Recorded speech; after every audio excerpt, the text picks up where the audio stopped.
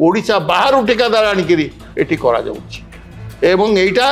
एई BJP सरकार समय चली या दुख एवं भयंकर कथा आउ कौन हो पारे कहतु ये ओडिया अस्मिता केवल कहवाई बर्तमान संपूर्ण रूपे ये केवल धुआ बाण निज राज्य में ओडिया संपूर्ण रूपे विपर्यस्त ये सरकार मान सकाशे आगुरी बीजेडी जो जहाँ जो नीति नियम जमी भाव में चलता जो मनोवृत्ति चलता बर्तमान सरकार समान नियम एवं समान मनोवृत्तिर सहित चलती तो मुझे अभियोग करने आरंभ उठिली से मत दृढ़ प्रतिरोध कले मुख्यमंत्री माननीय मुख्यमंत्री निजे कहले ना ना ना मुझे शुणा प्रस्तुत नुह मुझे शुणा प्रस्तुत नुह सबूक बड़ बड़ कम अण ओडिया ठिकादार मान दि जाऊँगी दिन आसब बहुत भयंकर परिस्थिति से सृष्टि कर कारण दुर्नीति ठार दूरे रहिले ही राज्यर उन्नति हम राज्यर उन्नति अदरवाइज केवे संभव नुहे। नमस्कार दर्शक बंधु आम सहित अच्छा निखिल ओडिशा ठिकादार महासंघर सभापति प्रभात दास सर नमस्कार। नमस्कार दर्शक बंधु ये स्वतंत्र कहूँ सरकार बदलबार 1.5 वर्ष होगा गत 24 वर्ष सरकार समय दुर्नीति व्यापक मात्रा होता बोली विरोधी अभियोग आनिले एवं अण ओडिया ठिकादार मानक अग्राधिकार दि जाऊला स्थानीय ठिकादार मानक कौन प्रकार अग्राधिकार दि जाऊन से गोटे बड़ राजनैतिक माहौल से समय तैयारी करथिला जे सरकार बदलवा दरकार किंतु सरकार बदलवा पर सरकार जो जो जिनस जो जो स्वच्छता आसवा दरकार आज कौन से स्वच्छता आसीपारी जो ठिका संस्था गोटे देश निर्माण रे प्रमुख भूमिका ग्रहण करे सहर हो गाँ हो किंबा मेट्रो सिटी हो ठिका संस्था गोटे एमती संस्था जहाँकि समूह उन्नति काम करे किंतु आज केते स्वच्छ रही आम आलोचना करवा सर स्वागत करी आपको आज कार्यक्रम रे धन्यवाद सर बर्तमान देखा पाखापाखि ठिकादार संस्था जो भाई भाव कम कर समय अनेक अभियोग आणुले जे आमर अण ओडिया ठिकादार मानक अग्राधिकार दि जाऊला से समय आप अनेक विरोध भी करते परवर्ती समय सरकार बदलता कि बर्तमान भी देखा तो से स्वच्छता रोचे क्या निकट में देखुचु पाखापाखि 12 ରୁ 15 कोटी टका कम क्लस्टर रे दि जाइए ये घटना को आप केमी देखुं कौन कहे सर मु आपण को दीर्घ 30 वर्ष तल को नहीं जी आज्ञा जिते बीजेडी क्षमता को आसी नाला आगुरी जो सरकार कांग्रेस सरकार थिला जानक समय एवं से बसंत होते किछि गोटे ठिकादार विरुद्ध रे एक निष्पत्ति निगला जार फल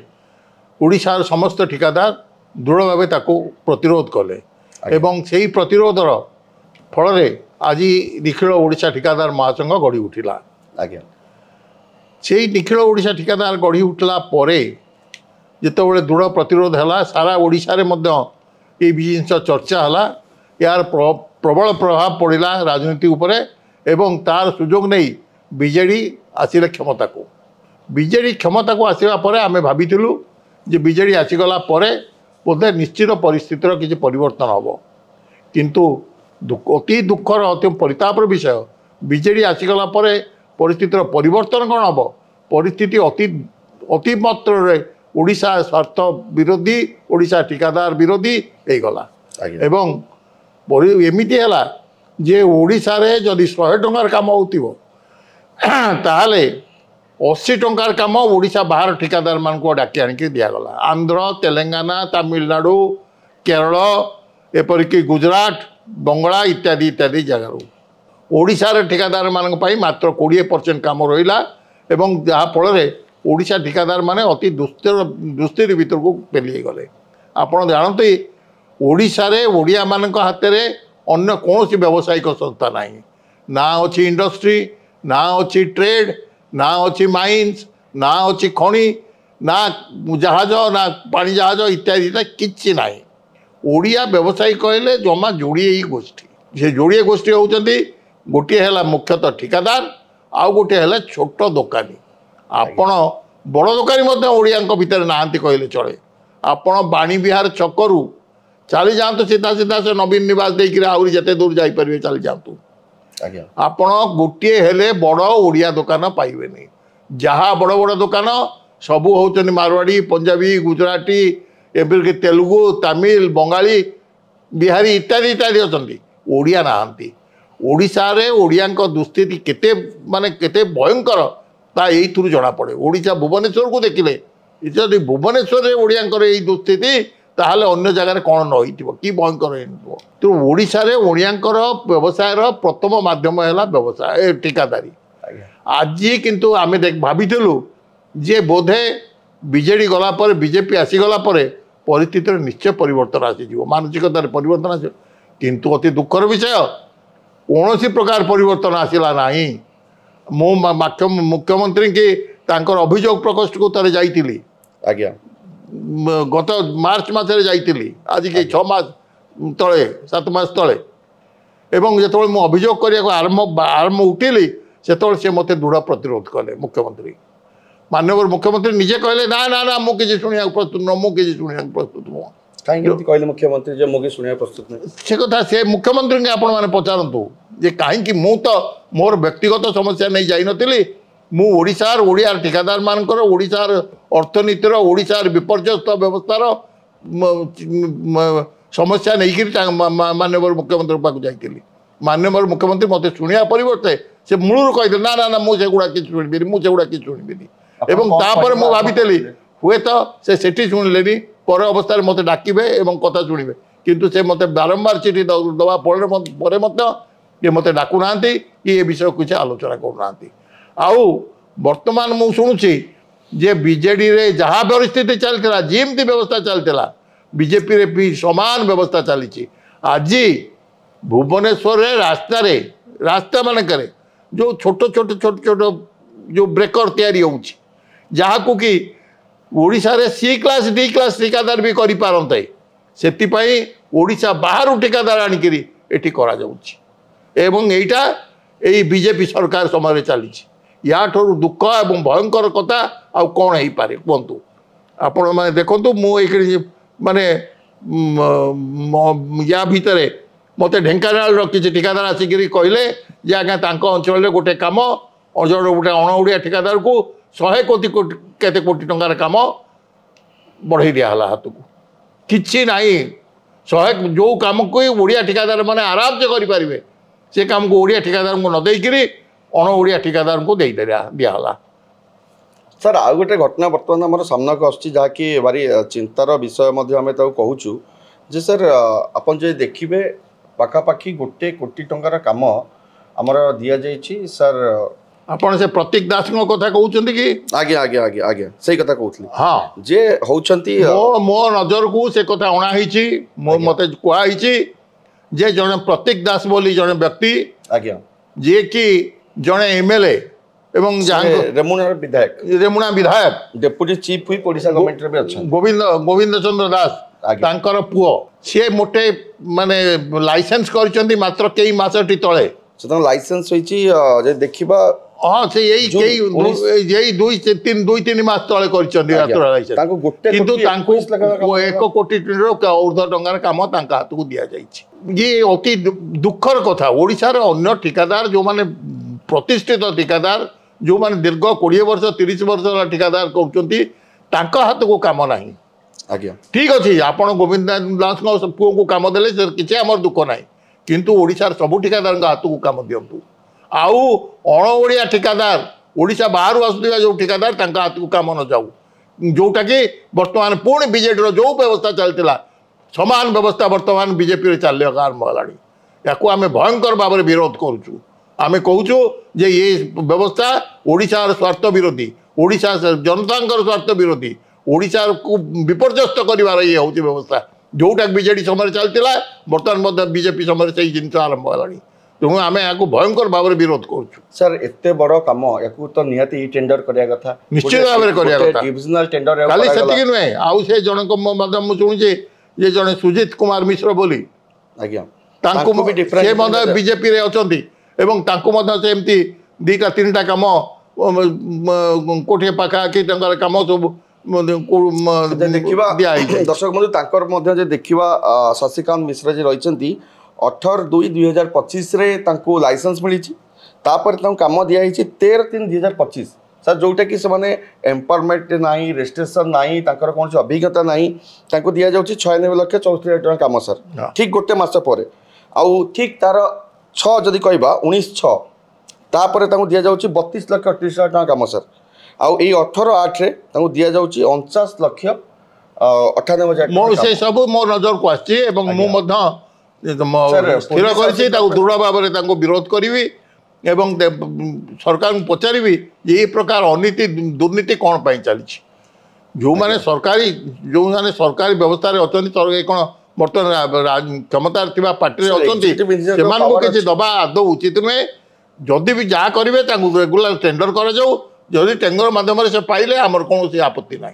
सर प्रोजेक्ट मैनेजर से पावर अच्छी से एमती क्लस्टर करी कामटा ना ना आदौ ना से देखिए जो दबा पूर्व से देखिए जनकर एक्सपीरियंस देखिए आगुरी केते काम कर 5 लाख 3 लाख जाइए आम कथा कहतुनी 5 लाख आम जाचु 5 लाख टकर काम साधारण ठेकेदार को दि जाऊँगी से 5 लाख टकर काम दिंतु किंतु 50 लाख 90 लाख 60 लाख काम दबा आदौ उचित नुहे एवं ये अति गरित व्यवस्था ये गरित व्यवस्था मोटे ग्रहणीय नुहे सर जो ऑफिसर एमती काम से ऑफिसर को सरकार पचार कथा कौ क्षमता आधार से एमती कौ नियम आधार जिनसर सत्यासत्य जानापी जितने बारे खबर पहुँचला आम Odisha policing housing welfare corporation office को जाइलु जे इंजीनियर चीफ इंजीनियर थिले दुई जन जाक देखा करा बहुत चेष्टा कलु प्रथम दिन सारा आमको अपेक्षा करी बसैले मीटिंग चलती सेकेंड हाफ आसतु ई टेंडर चलती 5टा 15 रुहतु 2 घंटे रहा पर आमको कहला जे आपको कौन तथ्य देब ना आउ 50 लाख पर्यटन जनैक व्यक्ति ये जान ना सांबादिक बोली से कहले ये क्षमता रही 50 लाख पर्यटन कम दबाक भितर बोर्डर पावर रही कि आम देखुचे गोटे कम जोटा सीधा सड़क भाव आप देखुं जे से दि जाऊँगी 49 लाख 98 हजार ठीक कम कराऊँ किंतु जो माने एम्पावरमेंट ना अभिज्ञता ना केमिति से जी चीफ इंजीनियर रोचे बाबू रोचे से केमी कम दौरान सर निहाती गोटे अनुकंपा देखा कह निश्चित भाव अनुकंपा देखा निश्चित भाव अनुकंपा देखा संपूर्ण बेनियम मु तो जानी 5 लाख टंका पर्यंत सरकार जो माने अच्छी से क्षमता अच्छे 5 लाख पर्यंत कम दे पारे बिना टेंडर रे किंतु 5 लाख ऊपर को से टेंडर करने को बाध्य ओडिशा पुलिस हाउसिंग अलग किसी नियम ना यही नियम समस्त प्रযোज्य पुलिस हाउसिंग कौन अलग नियम ना जे जन 50 लाख काम देदेव कि 60 लाख टकर काम देदेव 5 लाख ऊर्ध हवा माने टेंडर डाकिया बाध्य तेणु जहाँ कर संपूर्ण बेनियम एवं बेनियम माने जो ऑफिसर कर निश्चित भाव में दोषी सर दायित्व रही क्षमता रही पदर अपव्यवहार करें ना प्रश्न उठेनी आज्ञा सर आउ गोटे जिन देखा कंट्राक्टर मान गोटे बड़ समस्या रोचे जो मैंने पूर्व सरकार काम करते बर्तमान सरकार जो मैंने कम रोचे बिल पेंडिंग रोचे से बर्तमान जो समस्या आलिगेसन आम बिल क्लीयर रोनी ये गोटे समस्या रोचे गत काली आज्ञा जो EIC वर्क्स अच्छी आज्ञा तांको काली देखा करती मो सांगे प्राय अंतत 150-200 ठिकादार जाइए गत काली नुहे तो परदिन एवं ठिकादार मानकर से कहले जे कहार 2 वर्ष कहार 2.5 वर्ष सब बिल काम कर सारी किंतु एपर्यंत बिल पेंडिंग एक रही एपर्यंत पेमेंट होने जड़े निज घर बंधा पकई बैंक रे पैसा आनी सरकार काम कर तापरे से दीर्घ 2 वर्ष 2.5 वर्ष भितर 100 टंकार केवल से इंटरेस्ट दे सारी 25 टंका कि 30 टंका तेणु से कौटू आमि भाव से कम कर से लोक निश्चित भाव माने जे 100 टंकार काम कर निश्चय खाल पड़ो ही पड़ो इतर कौन सन्देह ना तेणु सरकार ये प्रकार व्यवस्था बंद करूँ सागे मुझे कहीकि आसी मुझे इमिडिएटली 15 दिन भितर समस्त पेमेंट क्लियर करूँ जदि न हो तार परिणत भोगे पड़ो सर सरकारी कम ई टेंडर प्रक्रियार लाभ क्षति आप देखते केते जरूरी ई टेंडर सर नहीं ई टेंडर करा जाऊ जदि पृथ्वी आस्ते आस्ते धीरे धीरे ज्ञान आगू को जाऊँगी तो ई टेंडर करा जाऊ ई टेंडर रे कौन असुविधा ना किंतु सबु बेले नियम अनुसार हो ओडिशा ठेकेदार मान को अग्राधिकार दि जाऊ सब अग्राधिकार नुहे आप जेकोसी ये को जातु राज्य को जातु से राज्य से ठेकेदार से राज्य ठेकेदार मानकर सबु प्रकार अधिकार रही एवं ये चली आप आंध्र को जातु तमिलनाडु जातु तेलंगाना जातु इत्यादि इत्यादि जो जातु बिहार जातु किंतु ओडिशा गोटे राज्य जोटी ओडिया किसी अधिकार ना अण ओडिया जो मैंने ओडिशा बाहर आसवे तांकर समस्तଙ୍କର अधिकार अछि निज राज्य रे ओडिया संपूर्ण रूपे विपर्यस्त ए सरकार मानक सकाशे आगुर बिजेडी जो जहाँ जो नीति नियम जमती भाव में चलता जो मनोवृत्ति चलता बर्तमान सरकार मध्य समान नियम एवं समान मनोवृत्तिर सहित चलती जहाँकि अति दुखदायक अति परितापर विषय सर यंग कंट्राक्टर मानक जो यंग इंजीनियर मानक आसुच्च बर्तमान मार्केट को आप देखुं आप लंबा 3 दशंधि अभिज्ञता रही सर कौन परामर्श देवे केमी स्वच्छता आसो देखो आज्ञा ओडिशा रे जो माने आसुचंती नुआ नुआ आज्ञा आपको तो कहली ओडिशा रे अन्य मान हाथ में कौन व्यवस्था ना ना अच्छी इंडस्ट्री ना अच्छी ट्रेड ना अच्छी कमर्स ना अच्छी शिपिंग किसी ना ओडिया व्यवसाय बोली कहले मोटे जोड़िया गोष्ठी किसी ठिकादार किसी छोट दुकानी तेणु जो माने इंजीनियर माने आसुचंती से माने प्रिपेयर होकर आसतु जे हुए तो असुविधा सहित आगू आगू बढ़ा पड़ पारे असुविधार सहित कार्य निर्देश नहीं कार्य करा पड़ पाए किंतु जहाँ करूँ भल कम करूँ एवं तादर जदि कौन असुविधा अच्छी ताहले पछरे निश्चित भाव निखिल ओडिशा ठिकादार महासंघ दृढ़ भाव ठिया एवं न्याय जमी संपूर्ण न्याय मिल तार व्यवस्था कर सर आ गए जो यंग इंजीनियर मैंने अनेक देखुं बर्तमान विगत 2 मास देखा अनेक यंग आईएएस ऑफिसर एवं बड़ बड़ इंजीनियर एम सब भी लांच ने धरा पड़ुं किंतु आपन कौन परामर्श देवे ये लंबा अभिज्ञता भितर जे केमी देशर भविष्य बदल सर एमती लांच पाखे बिक्री हे या दुख आ परितापर कथा किसी न पारे जो माने नुआ नुआ ऑफिसर्स नुआ नुआ इंजीनियर्स आसुचंती सरकार व्यवस्था से माने जदि लांच नबे ताहले याठो माने पूरा जाति विष पीवा संगे समान हो जाउछि सेमानकर तो जहाँ परिस्थिति होची ये जाति दुख कष्ट भीतर को पेली जाउछि तेणु मोर नुआ जो ऑफिसर्स आसुचंती जो आईएएस इंजीनियर हूँ आईएएस हूँ समस्त अनुरोध जे समस्ते दुर्नीति ठार दूरे रुहतु आज्ञा कारण दुर्नीति ठार दूरे रहिले ही राज्यर उन्नति हम राज्यर उन्नति अदरवाइज केबे संभव नुहे जे बीजेपी आसीगला क्षमता को निश्चय परिवर्तन हम किंतु दुखर विषय परिस्थितिर कौन परिवर्तन ना आगुरी जहाँ बीजेडी जो मानसिकता चलता बर्तमान बीजेपी समान मानसिकता चलला भाया देखा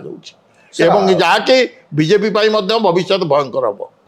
सर जदि आम छोट उदाहरण देखा जमती आपन कथा कहती रिसेंटली जो 2टा काम दि जाइए तो मोहन माझी की आपत कह गले मुख्यमंत्री महोदय को से हठात कहीं कहले मुझे कथा शुणा चाहूने कौन मानसिकता पारे आज्ञा सी निश्चित आगुरी से जानी आज्ञा जे मु जहाँ कहे ता सत्य कहे न्याय कहे एवं ओडिशा लोकों कहे आज्ञा जोटा कि हुए तो बर्तमान बाधुव आज्ञा सी बर्तमान ओडिशा माने कथा कहते किंतु कार्य परिणत होनी कार्य अलग देखा कथार अलग देखा बर्तमान कार्य देखा जे से अण ओडिया ठिकादार मान प्रश्रय दौरान कथार देखा ओडिशा बहुत कथा कहते जोटा कि आदौ अनुचित कथा से जहाँ कहते करवा उचित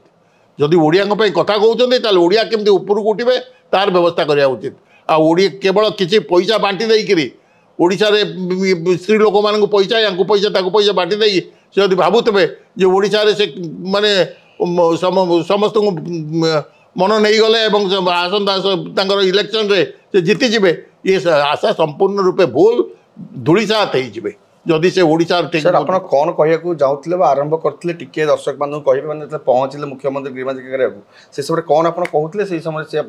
मुझे माननीय मुख्यमंत्री की जाकि देखा कली जो ग्रीवांस सेल रे आज्ञा से मत प्रथम कहले कौन आप मुझे मु आज्ञा आसी मो प्रभात दास ओडिशा ठिकादार महासंघ सभापति एवं मुझे ओडिशा ठिकादार मान दुख आपको जनवाक ना ना ना मुझे सब किसी शुणा चाहे मुझे सब आप केस आपको अलाउ कला कहीं आप मुझे लगा मुझे ओडिया जाति पर ओडिया जातिर दुख कह ओडिया जातिर कष्ट कहू अन्न मैंने जो अन्न मैंने आउ कि मुझे भावी दलर लोक मैंने कहे ना आज्ञा टे शुणा कथा कितु कहीं किसी कहले जहाँफल कि किसी बड़ पाटे कह ना ना ना ना ना ना कहीकि मत क्रस करके चलीगले तापर मुझे भावी हुए तो बर्तमान जदि या भितर से समस्त भितर कथा शुणा चाहूना पर अवस्था मत डाके किंतु मत पर अवस्था एपर्यंत डाकिले एवं बहु बार अनुरोध चिठी चिठी पठेले जे मत देखा करने सुजोग दिंतु କିନ୍ତୁ ସେ ମୋତେ ଦେଖା କରିବାର ସୁଯୋଗ ଦେଉନାହାନ୍ତି। ସାର୍ ଆପଣ ଜାଣିଲେ ଆଶ୍ଚର୍ଯ୍ୟ ହେବେ, ଆମେ ଯେଉଁ Odisha police housing welfare corporation କଥା କହୁଛୁ, ଖୋଦ୍ ମୁଖ୍ୟମନ୍ତ୍ରୀଙ୍କ ନିର୍ବାଚନ ମଣ୍ଡଳୀ କେଉଁଝରର ଆପଣଙ୍କର ପୁରୁଣା ବଜାରରେ ବସଷ୍ଟାଣ୍ଡ ରିନୋଭେସନ ପାଇଁ ମଧ୍ୟ 1 କୋଟି ପାଖାପାଖି 22 ଲକ୍ଷ ଏଇଭଳି କ୍ଲଷ୍ଟରରେ ଦିଆଯାଇଛି। ତ ମୁଖ୍ୟମନ୍ତ୍ରୀ ନିଜେ ଏଇ କଥା କାହାକୁ ଦିଆହେଇଛି ସେଇଟା ଆଜ୍ଞା ମୁଁ ଆପଣଙ୍କୁ କହୁଛି, ତାର ବି ଆମ ପାଖରେ ଚିଠା ସବିଶେଷ ପହଞ୍ଚିଛି। এটা দিয়েছি 1 কোটি 95 লক্ষ টাকা cluster of 1 EV charging station হব, ক্রুট আম বস ডিপো হব, ইম্প্রুভমেন্ট ডেভেলপমেন্ট ওয়ার্ক, ক্রুট বস স্ট্যান্ড, ওয়াইন্ডিং of approach road from main gate to PWD road, এমিতি করিকি এসব কাম দিয়া যাইছি। ଓଡ଼ିଶାରେ କାହାକୁ ଦିଆହେଇଥିବ? ଏତେ ଛୋଟ କାମ ସେ ଓଡ଼ିଶା ବାହାର କେହି ନେବେନି। ଓଡ଼ିଶା ବାହାରେ ସବୁ 50 କୋଟି କରାଯାଇଛି। ଇଲେକ୍ଟ୍ରିଫିକେସନ ପାଇଁ 52 ଲକ୍ଷ, ଆଉ କ୍ଲଷ୍ଟର 1 ବସ୍ ଷ୍ଟାଣ୍ଡ ଡିପୋ ପାଇଁ 1.38, ତାପରେ ନ୍ୟୁ ୱାସିଂ ପ୍ଲାଟଫର୍ମ 56 ଲକ୍ଷ। ଏସବୁ କାମ ଯେଉଁ ଦିଆଯାଇଛି ୟାକୁ ତ ଇ ଟେଣ୍ଡରରେ କରାଯାଇ ପାରିଥାନ୍ତା ନିଶ୍ଚିତ। ୟାକୁ କ୍ଲଷ୍ଟରରେ ମୁଖ୍ୟମନ୍ତ୍ରୀଙ୍କ ନିର୍ବାଚନ ମଣ୍ଡଳୀରେ ଯେଉଁ ଦିଆହେଲା, ଏହା ପଛରେ କ'ଣ କୋଉଠି ଗୋଟେ ସ୍ୱାର୍ଥ ରହୁନି ବା ଭୁଲ କାମ? ନିଶ୍ଚିତ ଇଏ ଭୁଲ କାମ। ନିଶ୍ଚିତ ଯଦି ତୁମେ ଟେଣ୍ଡର କରିବା କଥା ଏବଂ ଟେଣ୍ଡରରେ ଯିଏ ଟେଣ୍ଡର ପାଇଲା ତାକୁ ଦେବା କଥା। ଇଏ ରାଜନୀତିକୁ ୟା ଭିତରକୁ ଟାଣିବା ଉଚିତ ନୁହେଁ। ଇଏ ରାଜନୀତିର ଅଲଗା ଏବଂ ଇଏ ଅଲଗା ଜିନିଷ। ତେଣୁ ମୁଖ୍ୟମନ୍ତ୍ରୀ ଦୟାକରି ଏଥିରୁ ମାନେ ଭବିଷ୍ୟତରେ ଆଉ ଏ ଦୁର୍ନୀତି କରିବାର ମାନସିକତା ନ ରଖନ୍ତୁ। ତ ଆମେ କହିବା ଯେଉଁ ଓଡ଼ିଆ ଅସ୍ମିତାର କଥା କହିକି ବିଜେପି ରାଜ୍ୟକୁ ଆସିଥିଲା ଯେ ଓଡ଼ିଆମାନଙ୍କର ଅସ୍ମିତା ଆଜି କେଉଁଠି ନା କେଉଁଠି ଲୁଣ୍ଠିତ ହେଉଛି, ଆମେ ଓଡ଼ିଆ ଅସ୍ମିତାକୁ ବଞ୍ଚେଇବୁ, ବିଜେପି ସରକାରକୁ ଆସିବ, ଏଇଠି ଖୋଲାଖୋଲି ଭାବେ ଓଡ଼ିଆ ଅସ୍ମିତାକୁ ହତ୍ୟା ହେଉଛି ସାର୍। ଏ ଓଡ଼ିଆ ଅସ୍ମିତା କେବଳ କହିବା ପାଇଁ ତାଙ୍କର ବର୍ତ୍ତମାନ, କିନ୍ତୁ ଯାହା ଦେଖାଯାଉଛି ସମ୍ପୂର୍ଣ୍ଣ ରୂପେ ଇଏ କେବଳ ଧୂଆଁବାଣ, କେବଳ ଓଡ଼ିଆ ଲୋକଙ୍କୁ ଭୂତ ବନେଇବା ବୋଙ୍କା ବନେଇବା ପାଇଁ ଏକ ଚାଲ ଥିଲା। ଏବଂ ଏଇ ଯେଉଁ ସ୍ଲୋଗାନ ସମ୍ପୂର୍ଣ୍ଣ ମିଛ ସ୍ଲୋଗାନ। କାରଣ ବର୍ତ୍ତମାନ ଆମେ ଦେଖୁଛୁ ସବୁଯାକ ବଡ଼ ବଡ଼ କାମ ଅଣ ଓଡ଼ିଆ ଠିକାଦାରମାନଙ୍କୁ ଦିଆଯାଉଛି, ଦିଆଯିବା ଆରମ୍ଭ ହୋଇଗଲାଣି। ତେଣୁ ଇଏ ଯେଉଁ ମିଛ କହିକିରି ବେଶୀ ଦିନ ଚାଲି ହୁଏନି ଏବଂ ଏଠି ଏଇଟା ମଧ୍ୟ ତାଙ୍କ ପାଇଁ ଦିନ ଆସିବ ବହୁତ ଭୟଙ୍କର ପରିସ୍ଥିତି ସେମାନଙ୍କ ପାଇଁ ସୃଷ୍ଟି କରିବ। ସାର୍ ଆଉ ଗୋଟେ ଜିନିଷ, ଆପଣ ଯେତେବେଳେ କାମ କରୁଛନ୍ତି, ଏତେ ମୁଖ୍ୟମନ୍ତ୍ରୀ ଭେଟୁଛନ୍ତି, ଲୋକଙ୍କୁ ସମସ୍ୟା ଜଣାଉଛନ୍ତି, କେବେ ଆପଣଙ୍କୁ ସାର୍ ଥ୍ରେଟ୍ କଲ୍ କିମ୍ବା ଧମକ? ବହୁତ ମୋତେ ଧମକି ଆସେ, ବହୁତ ଥ୍ରେଟ୍ କଲ୍ ଆସେ, ବହୁତ ଆସିକିରି ଲୋକ ଏଠି ଧମକେଇକିରି ମୋତେ ଯାଆନ୍ତି। ବହୁତ କିଛି ମୁଁ ଅନୁଭବ କରେ, ସେଥିରେ କିଛି ଅସୁବିଧା ନାହିଁ। ବହୁତ ହୁଏ। ବିଚଳିତ ହେଇନାହାନ୍ତି? ମୁଁ କେବେ ସେଥିପାଇଁ ବିଚଳିତ ନୁହେଁ କି ମୁଁ ଭୟଭୀତ ନୁହେଁ କି ସାମାନ୍ୟ। ମୁଁ ଯେଉଁମାନେ ଆସନ୍ତି ମୁଁ ତାଙ୍କୁ କହିଦିଏ ତୁମର ଯାହା କରିବାର ଅଛି କର, ମୁଁ ଅଛି। ମୁଁ ଭଗବାନ ମୋତେ ଅନନ୍ତ କାଳ ପାଇଁ ସଂସାରକୁ ପଠାଇ ନାହାନ୍ତି। ଯେଉଁଦିନ ସିଏ ଚାହିଁବେ ଯେଉଁଦିନ ଶେଷ ସେଇଦିନ ମୋର ଶେଷ। ତା ପୂର୍ବରୁ ମୋର କେହି ବାଳବଙ୍କା ବି କରିପାରିବେନି। ତେଣୁ ଯେଉଁଦିନ ସିଏ ମୋତେ ଚାହିଁବେ ଏଇଦିନ ସରିଗଲା ମୋର, ସେଇଦିନ ସେ କିଛି ନହେଲେ ବି କିଏ ଗୋଟେ ଇଟାଟିଏ ବାଲିଟା ବି ଫୋପାଡ଼ି ଦେଲେ ସେଇ ବାଲିରେ ମୁଁ ମରିଯିବି। ତା ପୂର୍ବରୁ କିଏ ବୋମା ପକେଇଲେ ବି ମୋର କିଛି ହେବନି। ଏଇସବୁ ଯେଉଁ ବେଆଇନ କାମ ହେଇଛି ଏହା ଉପରେ କାର୍ଯ୍ୟାନୁଷ୍ଠାନ ଦାବି ନେଇ ଆପଣ କ'ଣ ଗଣମାଧ୍ୟମ ଜରିଆରେ? ମୁଁ ତ ନିଶ୍ଚୟ ମୁଖ୍ୟମନ୍ତ୍ରୀଙ୍କ ଦୃଷ୍ଟିକି ଆଣିବି, ୱାର୍କସ ମିନିଷ୍ଟରଙ୍କ ଦୃଷ୍ଟିକି ଆଣିବି ଏବଂ ତାଙ୍କୁ ପଚାରିବି ଏ କାମ କେମିତି ହେଲା, କାହିଁକି ହେଇଛି। ଆଉ ସାର୍ ଯେଉଁ ଇଞ୍ଜିନିୟର ଯେ ଦାୟିତ୍ୱରେ ଅଛନ୍ତି କ୍ଲଷ୍ଟର କରି ବାଣ୍ଟିଲେ, ସେ କାହା ସାହସରେ ଏମିତି କରୁଛନ୍ତି? ସେ ନିଶ୍ଚୟ ତାଙ୍କର କିଏ ଥିବେ ଯାହାଙ୍କୁ କି ଯେଉଁ ଛତା ତାଙ୍କ ମୁଣ୍ଡ ଉପରେ ଥିବ, ଯାହାର ସାହସରେ ସେ ଏପରି କାର୍ଯ୍ୟ କରିଚାଲିଛନ୍ତି। ଆଜ୍ଞା, ଜଣେ ତ ମାନେ ଡେପୁଟି ହୁଇପ୍, ତାଙ୍କର ପୁଅଙ୍କୁ କାମ ଦିଆହେଇଛି। ତେଣୁ ଗୋଟେ କିଛି ତାଙ୍କୁ ସରକାରୀ ଇଏ ରହିଲା, ଛତା ତାଙ୍କ ମୁଣ୍ଡ ଉପରେ ରହିଲା। ଆଉ ସେମିତି ଅନ୍ୟ କାହାର ଛତା ଥିବ, ଆଉ ଜଣେ ବିଜେପିର ନିଜେ ମେମ୍ବର, ତେଣୁ ତାଙ୍କର ୟୁଥ୍ ଗ୍ରୁପର ମେମ୍ବର, ତେଣୁ ତାଙ୍କୁ ଦିଆହେଇଛି। ତେଣୁ ଏମିତି ଭାବରେ କିଛି କିଛି କାମ ବାଣ୍ଟୁଥିବେ। Sir engineer SK Mohanty project manager ସେ ଦାୟିତ୍ୱରେ ଯେ ଅଛନ୍ତି ବାଲେଶ୍ୱରରେ, ସେ ସିଧାସଳଖ କହୁଛନ୍ତି ଏଥିରେ କୌଣସି ବେଆଇନ ନାହିଁ। ତାଙ୍କୁ ଜଣେ ଗଣମାଧ୍ୟମ ଯାଇଥିଲେ ପଚାରିଥିଲେ ବାଲେଶ୍ୱରରେ ଏସବୁ କାମ ବାଲେଶ୍ୱର, ମୟୂରଭଞ୍ଜ, ଭଦ୍ରକ ଆଣ୍ଡ ବାଲେଶ୍ୱର, ମୟୂରଭଞ୍ଜ, ଭଦ୍ରକ ଏଇସବୁ ଜିଲ୍ଲା ମାନେ କେଉଁଝର, ଏଇ 4ଟି ଜିଲ୍ଲାରେ ହେଇଛି। ଆଚ୍ଛା, ତ ଦାୟିତ୍ୱରେ ତାର ଅଛନ୍ତି ଏସ୍କେ ମହାନ୍ତି ପ୍ରୋଜେକ୍ଟ ମ୍ୟାନେଜର ଯେ ଅଛନ୍ତି। ଯିଏ କହିବ ଯେ ବେନିୟମ କରିକିରି, ଯିଏ କହିବ ନାହିଁ ଏଥିରେ କୌଣସି ବେନିୟମ ନାହିଁ, ତା ମାନେ କ'ଣ ବେନିୟମ ନାହିଁ? ଜିନିଷ ହେଉଛି ସରକାରଙ୍କ ନିୟମ ଅଛି 5 ଲକ୍ଷ ଟଙ୍କା ପର୍ଯ୍ୟନ୍ତ କାମ ଆୱାର୍ଡ କରାଯାଇପାରିବ ବିନା ଟେଣ୍ଡରରେ। 5 ଲକ୍ଷରୁ ଯଦି 5 ଲକ୍ଷ 1 ଟଙ୍କା ବି ହେଲା ତାହେଲେ ତାକୁ ଟେଣ୍ଡର କରିବାକୁ ପଡ଼ିବ। ତେଣୁ ସେ ଯେଉଁ କହୁଛନ୍ତି ଭିତରେ କିଛି ବେନିୟମ ନାହିଁ, ଏହା ସମ୍ପୂର୍ଣ୍ଣ ଭୁଲ। ସେ ମଧ୍ୟ ସେ ପ୍ରଶ୍ନର ଉତ୍ତର ରଖି କହୁଛନ୍ତି ଯେ ଦେଖନ୍ତୁ ଭୁବନେଶ୍ୱର ହେଡ୍ ଅଫିସ୍ ଅଛି, ସେଠୁ ଅର୍ଡର ଆସିଛି, ଆମେ ଅର୍ଡର ମୁତାବକ ଦେଇଛୁ। ତାହେଲେ ଏଇସବୁ ଯିଏ ଅର୍ଡର ଦେଇଛନ୍ତି ସେଇ ଭୁଲ କରିଛନ୍ତି।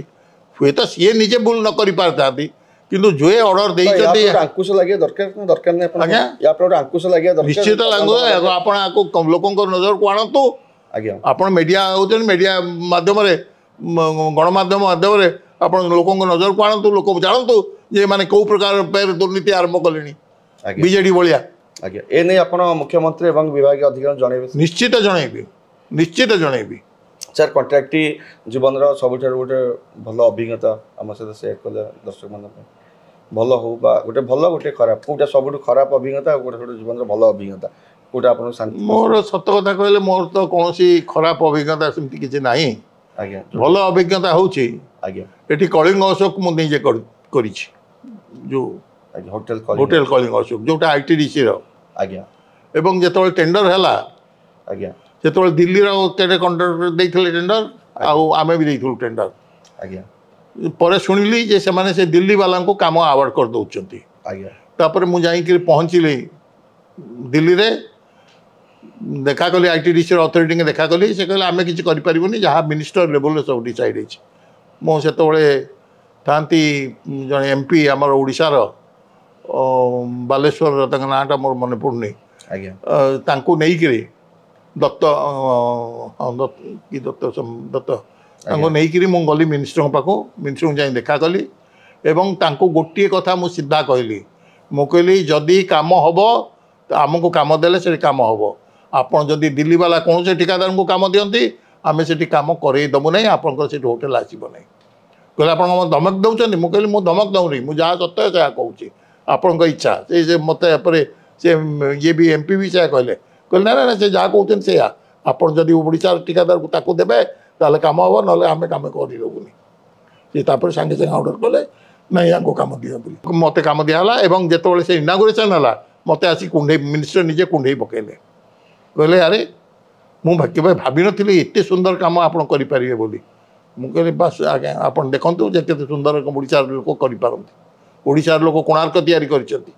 ओडिशा लोक केडे सुंदर सुंदर कीर्ति सब गढ़ी ये किबा कथा तेणु यहाँ गोटे किसी बड़ कथा नुहे तेणु यहाँ गोटे मोर बहुत भल एक्सपीरियंस यंग जनरेशन को आप कौन मेसेज दो चाहिए यंग जनरेशन को मु यही मेसेज देवी जे समस्ते गोटे आंगुठी केबे कौन जिनस हो पारे जिते बड़े किसी करने को हुए से पांच आंगुठी एकाठी होगा पड़े तेणु सबू ठिकादार ओडिशार जेते ठिकादार समस्ते एकजुट हुंतु एकजुट हेले ही से दाबी ठीक भाव उपस्थापन करें ठीक भाव सरकार को बाध्य करेंगे सबू दाबी उचित दाबी ग्रहण करने को आ सहित समस्ते भल क्वालिटीर काम करंतु एवं जेमती कि ओडिशा उपरକୁ उठिबो धन्यवाद धन्यवाद तो दर्शक बंधु आम सहित रही प्रभात दास निखिल ओडिशा ठिकादार महासंघर सभापति जीवन व्यक्तिगत कथा किभली भावे से राजनीति आसिले ठीक सॉरी क्षमा करेंगे किभली भावे से यही ठिकादार संस्था को आसिले एवं काम कले परवर्ती समय गोटे मुवमेंट ऑल ओडिशा रे तैयारी होइतला किंतु आज भी से देखुचंती यथा पूर्वम तथा परम किछि सेतरे परिवर्तन आसुनाई जहाँ तांकु अशेष क्षोभ देछि किंतु जो भली भावे बेआईन भावे एक क्लस्टर करी काम को बंटा जाउछि ता उपरे रोक लागू कारण जो माने अभिज्ञता रही कम जो मैंने कम को भल भाव करें से भली व्यक्ति को चयन करा जाऊ आउ जहाँ सी अनुरोध करुले जहाँ कहते सीधा सड़क भाव मुख्यमंत्री दृष्टि आकर्षण कर सब घटनार पुनरावृत्ति न हो। धन्यवाद नमस्कार।